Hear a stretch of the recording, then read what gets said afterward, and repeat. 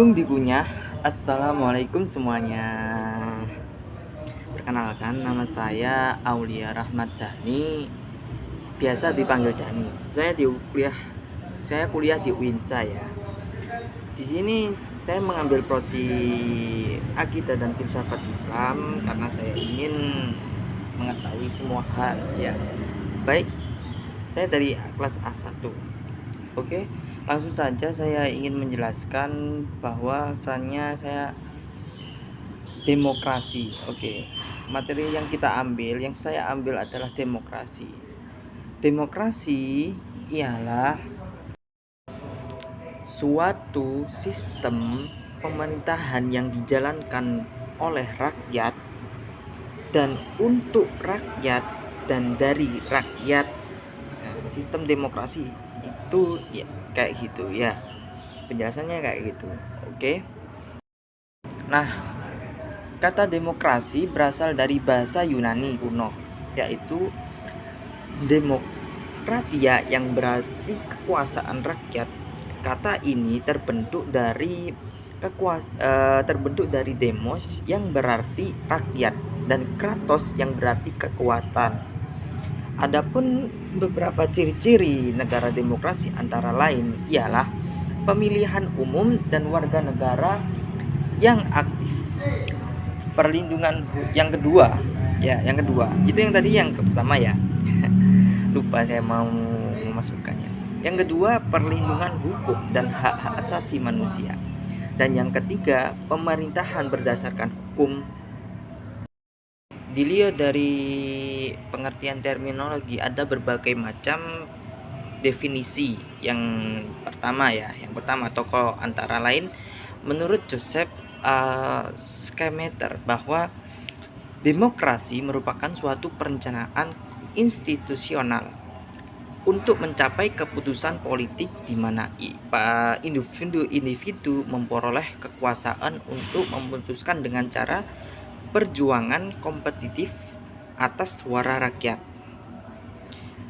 Yang kedua, menurut Abraham Lincoln, demokrasi adalah pemerintahan dari rakyat, oleh rakyat, dan untuk rakyat, guna mendapatkan pemahaman yang sempurna tentang demokrasi. Ya, pada permulaan pertumbuhan demokrasi telah mencakup beberapa asas dan nilai yang diwariskan kepadanya dari masa yang lampau, yaitu gagasan mengenai demokrasi dari kebudayaan Yunani kuno dan gagasan mengenai kebebasan beragama yang dihasilkan yang dihasilkan oleh aliran reformasi serta perang-perang agama yang menyusul. Sistem demokrasi berasal dari Yunani kuno, abad ke-6 sampai abad ke-3 sebelum Masehi, merupakan demokrasi langsung. Itu suatu awal atau tonggak demokrasi yang pertama, yaitu demokrasi langsung yang berada di Yunani kuno itu. Demokrasi yang langsung ialah suatu bentuk pemerintahan di mana hak untuk membuat keputusan politik dijalankan secara langsung oleh seluruh warga negara yang bertindak berdasarkan prosedur mayoritas.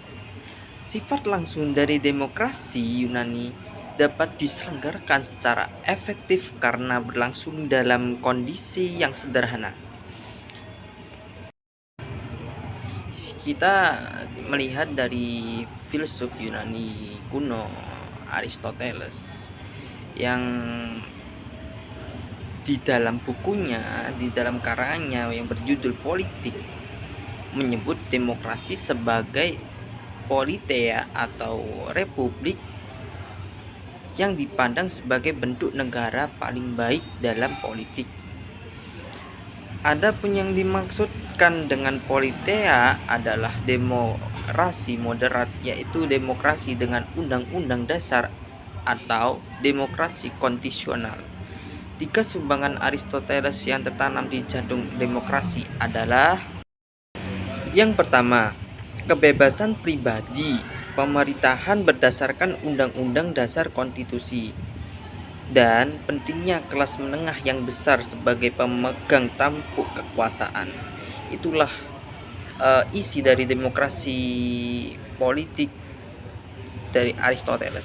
Ya, dari isi demokrasi buku yang berjudulkan Politik dari Aristoteles, kita bisa tangkap bahwa pemerintahan oleh rakyat yang dimaksud adalah pemerintahan oleh rakyat melalui mekanisme perwakilan atau demokrasi delegatif. Sebab ya, tidak mungkin semua orang menjadi pemerintah dalam waktu bersamaan. Kemungkinan ia hanya bisa menduduki satu posisi tertentu dalam waktu yang tertentu ataupun terbatas pula. Bila semua orang berhak untuk menjadi pemerintah, maka diperlukan adanya pembatasan, ya, pembatasan masa jabatan. Jika tidak ada pembatasan masa jabatan, itu akan bersifat kewenangan untuk bagi pemerintah yang memerintah di negara tersebut. Maka demokrasi membatasi pemerintah dengan masa jabatannya. Kenapa pemerintah dikasih masa jabatan? Ya, kenapa kok nggak abadi? Kenapa kok nggak enaknya sendiri? Ya, atau kenapa kok nggak semua keluarganya itu menjadi pejabat? Ya enggak lah, karena di suatu pemerintahan kalau terjadi hal-hal yang begitu, tidak ada pembatasan jabatan, maka pemerintah akan berlaku sewewenangannya, ya, berlaku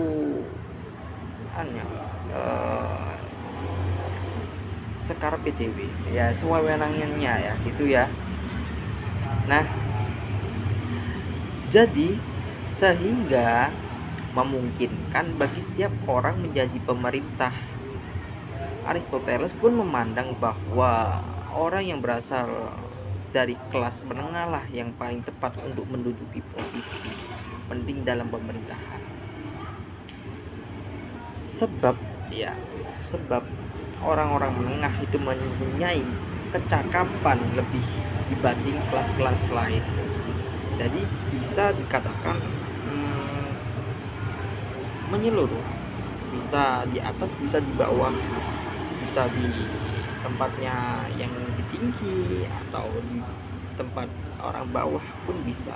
Maksud dari tinggi dan bawah itu keahlian atau kecapapan dalam memerintah ataupun dalam kecerdasan dalam mengatur peraturan, mengatur kondisi dengan baik.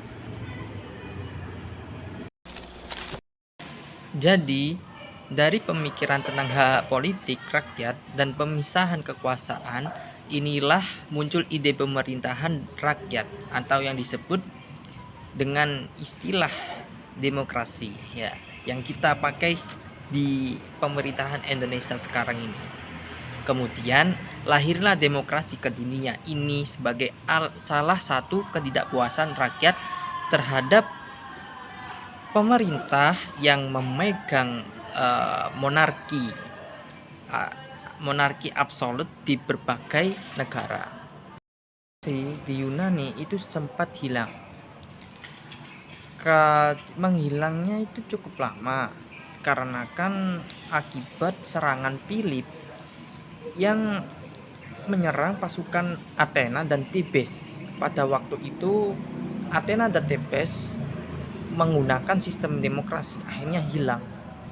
Barulah muncul kembali di Prancis ketika terjadinya revolusi Prancis karena ketidaksenangan rakyat terhadap pemerintah Prancis pada waktu itu yang berprinsip atau bisa dikatakan berprinsip bahwa tidak ada pemerintah, tidak ada tentangan, menentang kekuasaan pemerintah. Tidak boleh ada penentang jikalau di dalam lingkup negara itu sudah ada pemerintahnya. Padahal negara maju itu sebagian dari orang-orang yang kritis untuk mengerintis pemerintahan tersebut agar bisa maju seperti sekarang ini. Tentunya demokrasi memiliki prinsip-prinsip yang menjadi landasan dari demokrasi itu sendiri. Prinsip-prinsip demokrasi adalah sebagai berikut. Yang pertama, diberlakukannya pembagian kekuasaan yang seperti saat ini ya di Indonesia, yaitu kekuasaan legislatif, eksekutif, yudikatif yang berada pada bagian-bagian atau badan-badan yang berbeda-beda. Yang kedua, pemerintahan kondisional. Pemerintahan kondisional adalah pemerintahan yang dibatasi oleh konstitusi, yaitu seperangkat norma atau prinsip yang diterima secara umum, sebagai hukum dasar negara, termasuk pembagian kekuasaan dan siapa yang berhak membuat keputusan. Jadi dibatasi oleh aturan. Lalu bagaimana cara kita menilai agar suatu negara itu bisa dikatakan demokrasi? Ya, ada tolak ukur negara bisa dikatakan demokrasi itu memenuhi 3 parameter atau 3 aspek. Yang pertama, negara harus menggunakan pemilihan umum sebagai proses pemerintahan umum, salah satu instrumen penting dalam pergantian pemerintahan. Yang kedua, kekuasaan, ya, susunan kekuasaan negara. Kekuasaan negara dijalankan secara distributif, menghindari penumpukan kekuasaan dalam satu tangan atau satu wilayah. Yang ketiga, kontrol rakyat. Jadi suatu relasi kuasa yang berjalan secara simetris memiliki adanya mekanisme yang memungkinkan kontrol dan keseimbangan rakyat terhadap kekuasaan yang dijalankan. Maksudnya gimana? Rakyat menyetujui pemerintah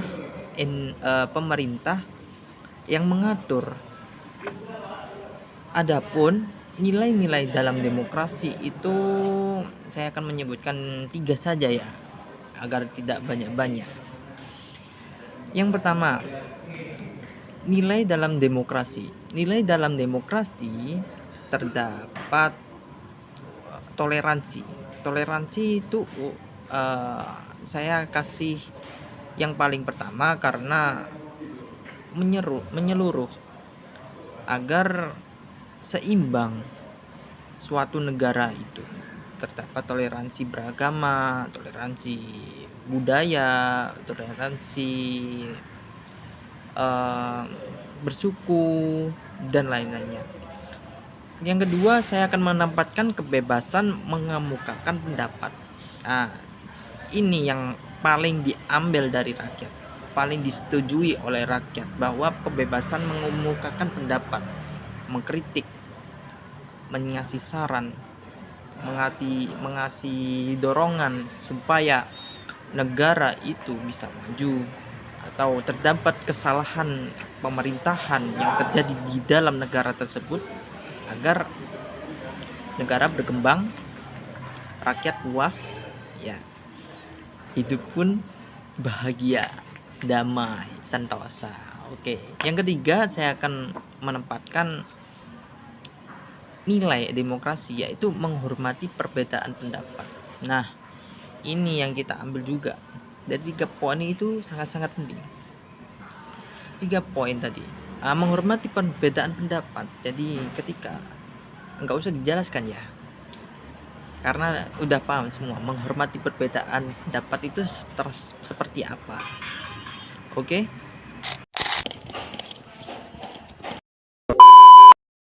Ya, memasuki tahapan. Nah, saya akan melanjutkan penjelasan tadi. Memasuki tahapan demokrasi. Demokrasi itu ada dua yang saya ketahui, yakni demokrasi langsung dan demokrasi tidak langsung. Demokrasi langsung yaitu paham demokrasi yang mengikut sertakan setiap warga negaranya dalam musyawarah untuk menentukan kebijaksanaan. Paham? Di sini masyarakat bermusyawarah agar aturan apa yang harus disetujui oleh masyarakat, oleh negara tersebut. Yang kedua, demokrasi tidak langsung. Demokrasi tidak langsung itu dilaksanakan melalui sistem perwakilan.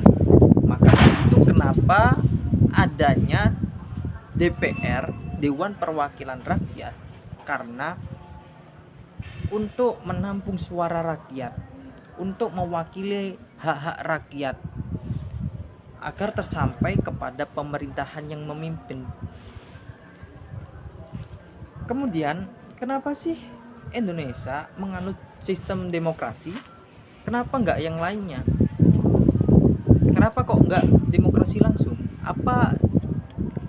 Apakah Indonesia memilih demokrasi langsung atau tidak langsung? Nah, jawabannya gini. Indonesia itu menganut sistem pemerintahan demokrasi. Sistem pemerintahan demokrasi di Indonesia itu Pancasila. Jadi namanya itu demokrasi Pancasila. Yang merupakan demokrasi Pancasila itu menengah, tidak langsung, menengah. Jadi memilih antara dua-duanya. Yang langsung itu menentukan kebijaksanaan bersama, memusyawarahkan keputusan-keputusan dengan bersama. Yang tidak langsung itu menyerahkan keputusan tersebut kepada pemerintah. Nah, jadi disitulah Indonesia, mengapa Indonesia menganut sistem demokrasi? Ya karena itu, karena cocok untuk masyarakat Indonesia yang selalu mengkritik, apa-apa mengkritik di sosial media itu mengkritik. Jadi Indonesia terkenal sebagai netizen pengkritik ya. Netizen yang selalu mengkritik dari dalam negeri ataupun luar negeri. Ya, sampai-sampai luar negeri itu mengakuinya bahwa netizen Indonesia itu kekuatan itu adalah netizen yang selalu mengkritik. Nah, dari situlah Indonesia memakai di situ. Terus, apakah demokrasi cocok dengan norma-norma dalam Islam? Ya, kalau dikatakan ini, pernah ada yang tidak menyetujui bahwa demokrasi itu tidak cocok dengan Islam karena terlalu menjorok barat-baratan. Istilah-istilahnya pun, penggunaannya pun terlalu barat-baratan. Di Indonesia pernah tidak disetujui karena ini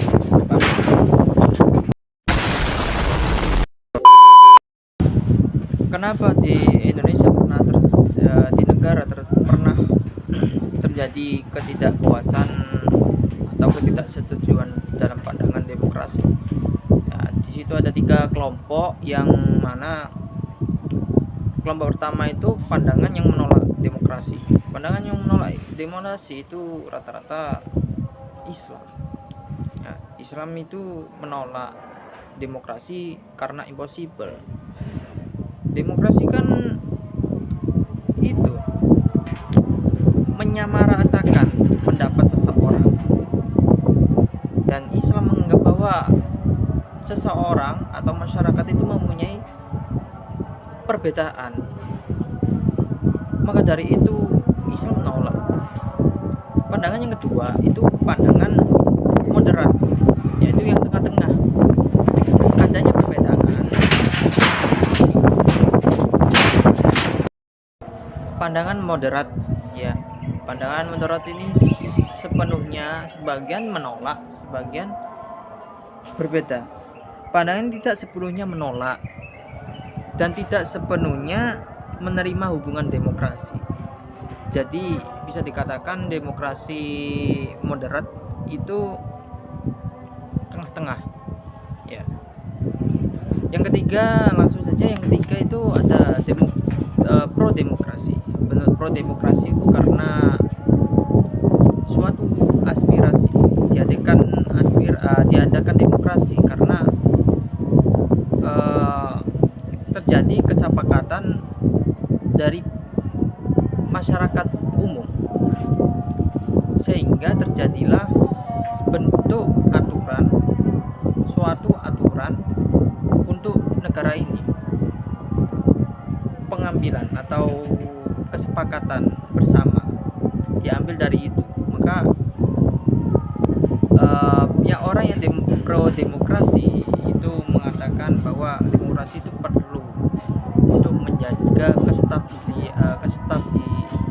kestabilan negara, untuk menyejahterakan dan menyejahterakan, mempunyai keadilan dan sebagainya. Nah, begitulah penjelasan dari saya. Terima kasih sudah mendengarkan atau melihat tontonan saya yang gak jelas ini. Semoga saya bisa berkembang untuk menjelaskan, bisa paham itu tidak selalu bisa menjelaskan loh ya, karena paham itu untuk diri sendiri, sedangkan paham menyeluruh itu, paham juga bisa menjelaskan kepada teman-temannya yang membutuhkan penjelasan. Nah, ya, terima kasih ya sudah mencoba di komen, di like dan di subscribe, apalagi di TikTok ya. Saya ingin belajar konten ini. Terima kasih banget buat teman-teman sudah membantu. Terima kasih sudah menonton ya. Oke, sekian dari saya. Likulli maqamin maqamun walikulli maqalin maqamun. Di setiap tempat ada pembicaraannya, dan setiap pembicaraan ada tempatnya ya. Kalau pengen saya membahas pembahasan selanjutnya, bisa komen saja. Oke. Wassalamualaikum warahmatullahi wabarakatuh.